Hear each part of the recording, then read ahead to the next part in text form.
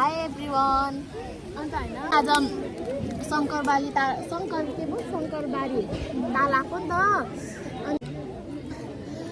अब हैन अब नयाँ लुगा त किनिन्छ अफकोर्स।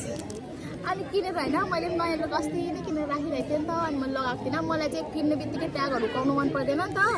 अब त्यो आफ्नो बानी होला। मलाई चाहिँ उकाउनु मन लाग्दैन। अनि मैले नौकै राखेको थिएँ नि त।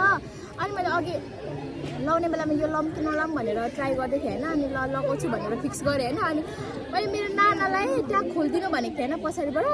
अनि खोलिदिनु भएन छ क्या, मतलब भन्नु चाहिँ भनेको थिएँ, खोलिदिनु भएन छ। मैले पनि वास्ता गरिनँ। अनि यसले कल गरौँ त, यति छिटो कल गरौँ त। अनि हतार अरू स्कुटीमा आउनु क्या। अनि ज्याकेट लगाएर आएँ होइन।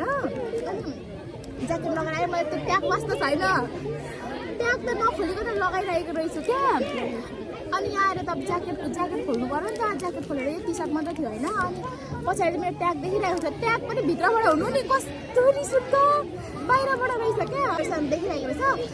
त्यो मलाई भन्नुभयो नि तपाईँको ट्याग छ भनेर। त्यो मान्छेले मलाई अगाडि हेरेको थियो क्या। मलाई त किन हेरेको होला भन्दै थियो क्या, हेर्दै हुनुहुन्थ्यो क्या। अब उहाँलाई पनि भन्नु अप्ठ्यारो लाग्यो भन्नुभयो कि। अनि सुन्नु न तपाईँको ट्याग त्यत्तिकै नौका लगाउनु भएको रहेछ लुगा, अहिले यहाँ त भाइरल बनाइदिन्छ है भन्नु क्या।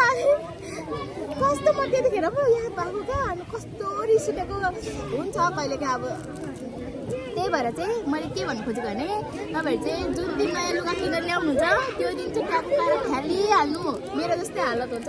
तर होइन त्यति धेरै इम्बारेस पनि फिल भएन। अब त्यो त हुन्छ अफकोर्स, नयाँ लुगामा ट्याग हुन्छ त्यो। अब उकाउनु बिर्से त अब त्यो बिर्सेको त्यो त्यत्तिकै मेरो नयाँ लुगा हो भनेर देखाउँदै लगाउनु चाहिँ खोजेको होइन। तर त्यसले मेरो आज यस्तो बेइज्जत गरायो भने फ्यालेको पनि छैन, यत्तिकै बोकिरहेछु।